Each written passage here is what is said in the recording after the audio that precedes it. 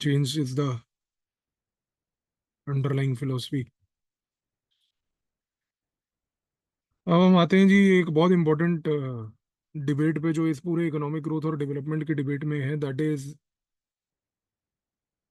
Savings as a function of economic growth.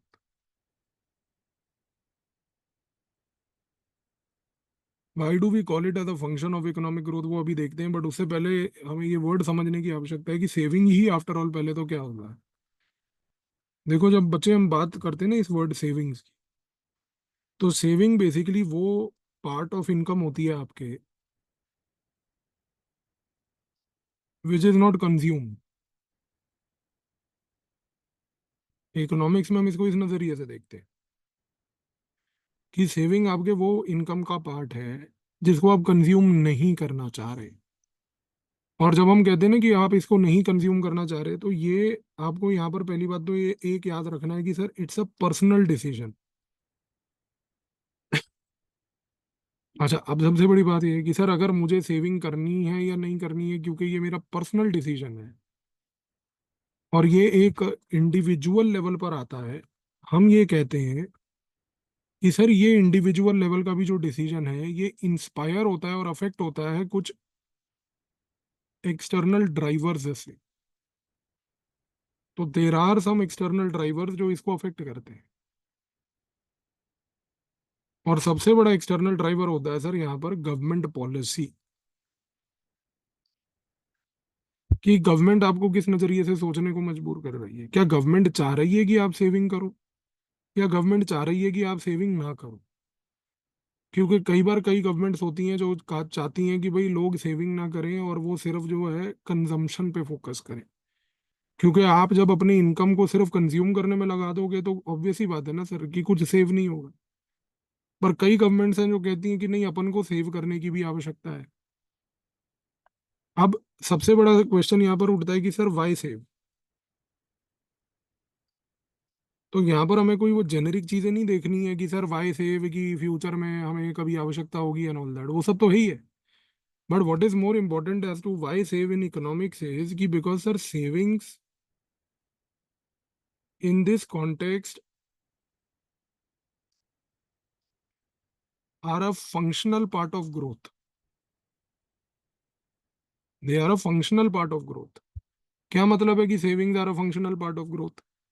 इसका मतलब ये है कि सर जो सेविंग होती है वो ग्रोथ को इन्फ्लुएंस करती है। अब वो ग्रोथ को इन्फ्लुएंस कैसे करती है? सेविंग ग्रोथ को इन्फ्लुएंस ऐसे करती है कि सर जब हम सेविंग्स को चैनलाइज करते हैं फाइनेंशियल इंस्ट्रूमेंट्स में, जब हम चेंज फाइनेंशियल इंस्ट्रूमेंट्स में सेविंग्स को चैनलाइज करते हैं, तब ये सेविंग्स जो है ग्रोथ को अफेक्ट करती है। अब ये जो सेविंग्स को फाइनेंशियल इंस्ट्रूमेंट्स में चैनलाइज करना है, ये कैसे होता है? ये चीज कैसे होती है?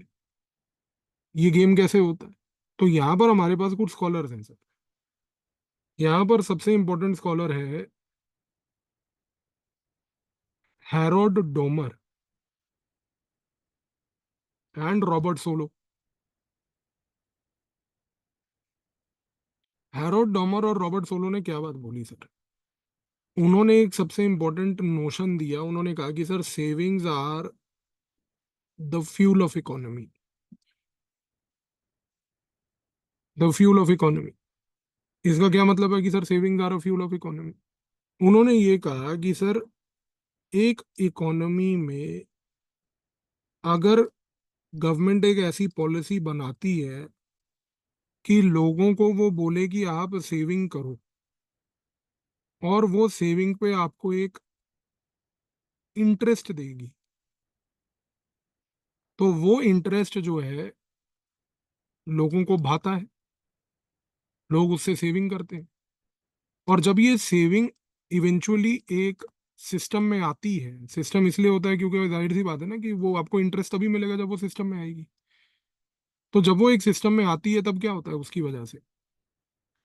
सिस्टम में आने की वजह से सेविंग के जो इम्पोर्टेंट पॉइंट है वो ये है कि गवर्नमेंट फिर इस सेविंग को चैनलाइज करती है इकोनॉमी में इन्वेस्टमेंट करने के लिए। गवर्नमेंट क्या करती है सर, आपके सेविंग्स का प्रयोग करती है इकोनॉमी में इन्वेस्टमेंट को बढ़ाने के लिए। तो इस रीजन से उन्होंने स्टार्टिंग में देखो क्या बात बोली कि sir savings are the fuel of economy. ये इकोनॉमी को ड्राइव करने वाला वो फ्यूल है। यानी कि सर आज अगर आपकी इकोनॉमी चल रही है, सस्टेन हो रही है, तो उसके सस्टेनेंस में एक बहुत बड़ा फैक्टर है विच इज सेविंग्स। तो इस कॉन्टेक्स्ट से अब आपको ये चीज समझ आ जानी चाहिए कि सर इकोनॉमी में सिर्फ सेविंग ही इंपॉर्टेंट नहीं है, क्योंकि सर सेविंग इन्वेस्टमेंट को ड्राइव करती है, बल्कि सर हाई सेविंग अगर इकोनॉमी में हो तो रिलेटिवली वो और बेटर है, क्योंकि उससे और इन्वेस्टमेंट का स्कोप बनता है। सिंपल कॉन्टेक्स्ट है ना सर। अगर ज्यादा सेविंग होगी तो इकोनॉमी के लिए बेटर है सर, क्योंकि और इन्वेस्टमेंट का स्कोप बनेगा। तो इस नजरिए से देखा जाए तो एक चीज तो तय है यहाँ पर सर, कि यहाँ पर सारा डिबेट अब ये होता है कि सर सेविंग रेट क्या है, कितने प्रतिशत इनकम, कितनी परसेंटेज ऑफ इनकम लोग अपनी सेव कर रहे हैं, और क्यूमुलेटिवली जो होती है उसको हम लोग सेविंग रेट कहते हैं। तो सारा डिबेट ये है कि सर सेविंग रेट आपका लो है या हाई है, क्योंकि इस सेविंग रेट से डिटरमिन होती है सर इकोनॉमी में इन्वेस्टमेंट। और क्योंकि सर इकोनॉमी में इन्वेस्टमेंट डिटरमिन से होती है, तो अब आपको एक चीज और क्लियर हो जाएगी सर, कि सारी इकोनॉमी ही इस पे निर्भर करती है। अब अगर मैं एक सिंपल सी चीज ये बात बोलूं तो आप इस चीज को समझोगे। एक इंडिविजुअल है, वो अर्न करता है 100 रुपीज, सेव करता है 20 रुपीज। पैसा बैंक में जाता है, बैंक में 20 रुपीज आ गए आपके सेविंग के। बैंक इस 20 रुपीज का क्या करेगी सर, इसका एक लोन दे देगी। इसका लोन जब वो देगी तो वो रिटर्न मांगेगी 25 रुपीज लेट से, खुद भी कुछ कमाएगी। लेकिन ये लोन किसको देगी सर, एक बिजनेसमैन को। अब बिजनेसमैन को क्या करना है सर, इनपुट कितना आया उसको 20 रुपीज, रिटर्न कितना करना है उसको 25 रुपीज। तो सर बिजनेसमैन कोशिश क्या करेगा कि मेरा आउटपुट कितना हो, कम से कम 40 रुपीज। कम से कम बोल रहा हूँ हाइपोथेटिकली, 40 रुपए कमाएगा तभी तो 25 रुपए लौटाएगा। अगर वो 40 रुपए कमाएगा तो मतलब ये है कि सर वो production of goods and services पे फोकस करेगा। और अगर वो production of goods and services पे फोकस करेगा तो सर यहाँ पर क्या हो रहा है, वो आउटपुट पे फोकस करेगा। यानी कि सर एक व्यक्ति की सेविंग से आउटपुट डिटरमिन हो रहा है इकोनॉमी में। आप कितना सेव करोगे या नहीं करोगे सर, उससे आपकी कंट्री का जीडीपी अफेक्ट होगा। तो now when we say that saving is a function of economic growth, do you understand this, that why is saving a function of economic growth? It is a function of economic growth, sir, because your saving has the potential to decide output. And see, we are using a very precise word called economic growth, not economic development. Because now you understand the difference between the two. It is the growth that focuses more on the GDP and not the economic development part. So, what will influence the growth is the savings. So, therefore, saving becomes a function of the economic growth. लेकिन sir यहाँ पर अब एक चीज और भी है, और अब वो चीज जो है वो बड़ी इंटरेस्टिंग भी है सर। और वो चीज पता है क्या है आप, वो चीज ये है कि ये तो हो गई थ्योरी सर, लेकिन जब हम इंडिया के कॉन्टेक्स्ट में बात करते हैं ना सर, तो यहाँ पर एक स्कॉलर है sir, Ragnar नुर्स्के।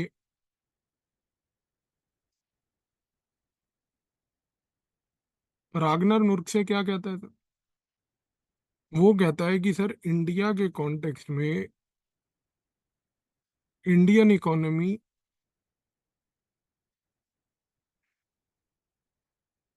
Has a low saving trap. वो कहता है कि सर जब मैंने इंडिया की इकोनॉमी को एनालाइज किया तो इंडिया की इकोनॉमी में एक लो सेविंग ट्रैप है, यानी कि इंडिया में सर सेविंग रेट कभी बढ़ ही नहीं पाता। अब उसने ये जो असेसमेंट किया ये किस बेसिस पे किया? रागनर नुर्क्से की थीसिस क्या कहती है? अब हम उसकी थीसिस ही पढ़ते हैं।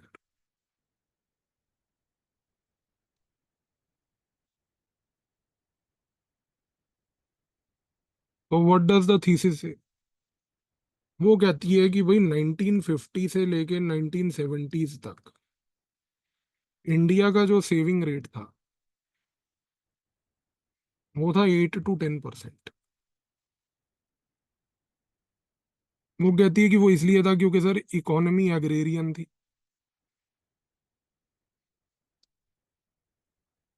फाइनेंशियल सिस्टम्स जो थे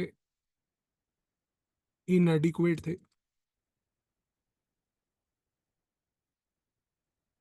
तो लोगों के पास ना सेव करने की अपॉर्चुनिटीज जो थी वो लिमिटेड थी। भाई 1970s तक agrarian nature of economy, income potential भी लो, बेसिक नीड्स पूरी नहीं हो रही, फाइनेंशियल सिस्टम्स जो थे उस समय कोई बहुत ज़्यादा डाइवर्सिफाइड डेवलप्ड नहीं थे, तो लोगों के पास जो सेविंग अपॉर्चुनिटीज थी वो सर क्या थी? या तो लैंड थी और या फिर गोल्ड थी। और लोगों को क्या लगने लगा कि सर ये एकदम रिस्क फ्री है, स्कोप ऑफ रिस्क बड़ा लिमिटेड है। इसका कॉन्सिक्वेंस रागनर नुर्क से कहता है कि दो हुए सर। पहला कॉन्सिक्वेंस इसका ये हुआ कि लोगों की रिस्क टेकिंग एबिलिटी घट गई, क्योंकि जब आपने रिस्क लेना शुरू किया तो रिस्क ली ही नहीं, क्योंकि रिस्क लेने के लिए कुछ साधन ही नहीं थे। आप रिस्क कहाँ पे लोगे? तो रिस्क टेकिंग एबिलिटी जो है वो डेवलप ही नहीं हुई। और दूसरा क्या है कि सर वो कहता है कि सर एलजी फिक्सेशन हो गया सर, लैंड गोल्ड फिक्सेशन। आज तक देखो आप सर, आपकी मम्मी से पूछो कि मम्मी मेरे पास कुछ एक्स्ट्रा पैसे हैं, सोने की चेन ले ले, सोने का बिस्कुट ले ले, सोने का सिक्का ले ले। पापा से पूछो, पापा सरप्लस पैसे हैं दुकान डाल लो, प्लॉट खरीद लो, जमीन खरीद लो। तो सर ये फिक्सेशन हो गया। आप अपने पापा को समझाओ, पापा स्टॉक मार्केट में पैसा डालते हैं, नहीं हमारे पास काला पैसा नहीं है, पैसे वेस्ट करने की जरूरत नहीं है, उसमें नुकसान हो जाता है। सर वो रिस्क टेकिंग एबिलिटी नहीं है। फिर क्या हुआ सर? 1980s में रागनर नुर्से कहता है कि सर सेविंग रेट इंडिया का बढ़ा सर, वो 18 to 20% हो गया सर, ऑलमोस्ट डबल हो गया। और वो 18 to 20% का ड्राइवर क्या था? वो कहता है कि सर इसका सबसे बड़ा ड्राइवर था ग्रीन रेवोल्यूशन, जो लेट 1960s अर्ली 1970s में आया था। इसका ड्राइवर दूसरा था सर बैंक नेशनलाइजेशन, सरकार ने जो है बैंक्स को नेशनलाइज कर दिया था। और उसके बाद सरकार ने नेशनलाइज करके तुरंत जो है स्मॉल सेविंग स्कीम निकाली थी। लेकिन यहाँ पर भी रागनर नुर्क से एक बड़ा इंटरेस्टिंग इंसाइट ऑफर करता है। वो कहता है कि देखो सर, इंडिया की जो गवर्नमेंट है वो कहती है कि ये सेविंग रेट जो बढ़ा इसका ड्राइवर था इंस्टीट्यूशनल एफर्ट।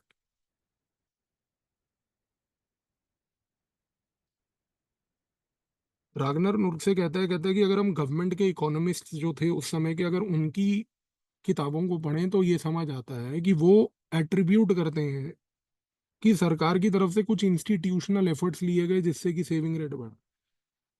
कि जैसे उन्होंने बैंक्स को नेशनलाइज करा तो राष्ट्रीयकरण होना, बैंक्स का नेशनलाइजेशन होने से एक इंस्टीट्यूशन क्रिएट हुआ कि अब बैंक्स सरकार के कंट्रोल में रहेंगे, तो लोगों को एक कॉन्फिडेंस आया कि अच्छा, गवर्नमेंट अगर बैकिंग दे रही है बैंक्स की नेशनलाइज करके तो गवर्नमेंट के पास पैसा सेफ है। फिर स्मॉल सेविंग स्कीम आई तो लोगों को लगा कि नहीं यार, गवर्नमेंट अगर स्मॉल सेविंग स्कीम ला रही है तो ये पैसा इसमें सेव करना सेफ है। पर सर रागनर नुरक्से कहता है कि भाई मेरी थीसिस अलग है सर, मेरी अंडरस्टैंडिंग अलग है, मैं इस इंस्टीट्यूशनल एफर्ट को नहीं मानता। वो कहता है कि सर सबसे बड़ा ड्राइवर इस बार जो सेविंग्स रेट्स को इन्फ्लुएंस किया वो था ग्रीन रेवोल्यूशन। वो कहता है कि sir green revolution gave more income to the people. और उसने यहाँ से एक इंसाइट निकाला। इंसाइट ये था कि सर जब लोगों के पास इनकम ज्यादा होगी तो लोग इनकम को सेव करेंगे।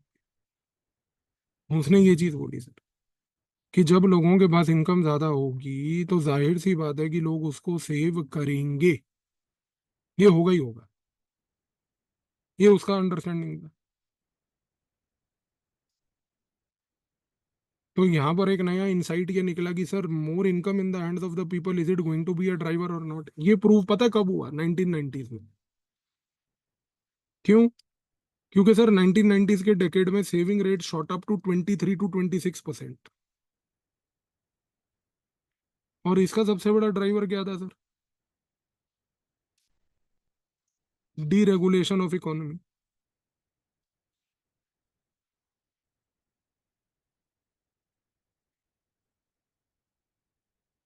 जैसे ही इकोनॉमी को डीरेगुलेट करा, जैसे ही हमने मार्केट्स को एंट्री दी, सर मार्केट्स की एंट्री से क्या हुआ? Income of the people increase. और जब लोगों का इनकम पोटेंशियल बढ़ा तो सर सेविंग रेट पे उसका पॉजिटिव इंप्लीकेशन दिखा। तो रागनर नुस्खे का वो पहला पॉइंट बिल्कुल राइट था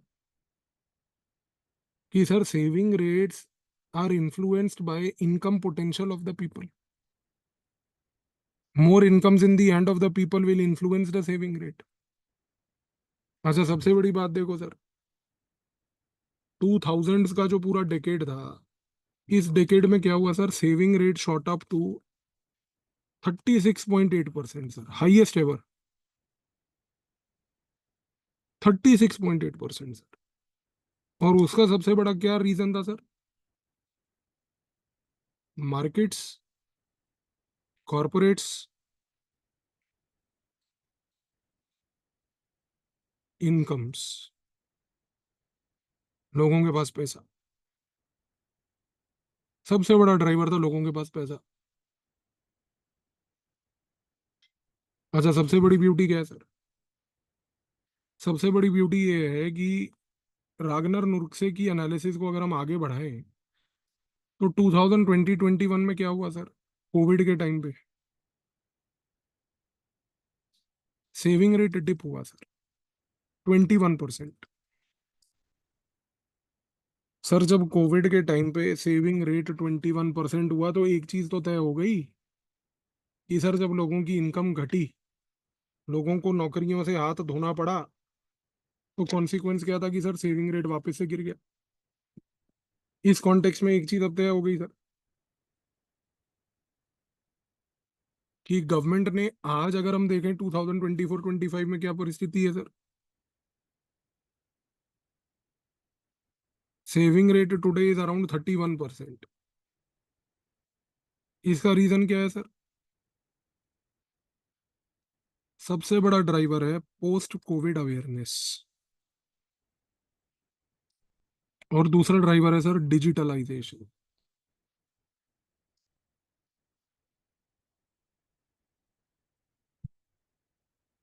पोस्ट कोविड अवेयरनेस का मतलब ये है सर कि यहाँ पर अब लोगों को कोविड के बाद एक अवेयरनेस ये हो गई कि साहब, कोविड जैसे पैंडेमिक को अगर आपने दोबारा कभी विद स्टैंड करना है तो साहब डिजिटल लेवल पर प्रयोग करो टूल्स का और सेविंग का। इसी रीजन से आप आज की डेट में देखो कि सर आप आज की डेट में अपने फोन से ही स्टॉक मार्केट्स में, म्यूचुअल फंड्स में इन्वेस्ट कर सकते हो। तो गवर्नमेंट ने फिर वही काम किया सर, इनेबलिंग कंडीशंस क्रिएट की कि जिससे सेविंग बढ़े।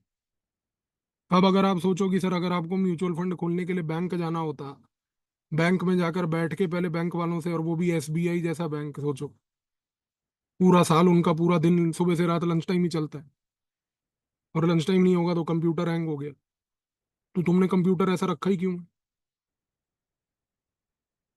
तो कोई बंदा म्यूचुअल फंड्स और स्टॉक्स में लगाता पैसा? कभी नहीं लगाता। तो ये चीज तो तय है सर। तो ये आपको डिबेट पूरा क्लियर हुआ सर, सेविंग्स वाला? क्योंकि ये बड़ा क्रूशल डिबेट है साहब। ये चीज क्लियर हुई सर?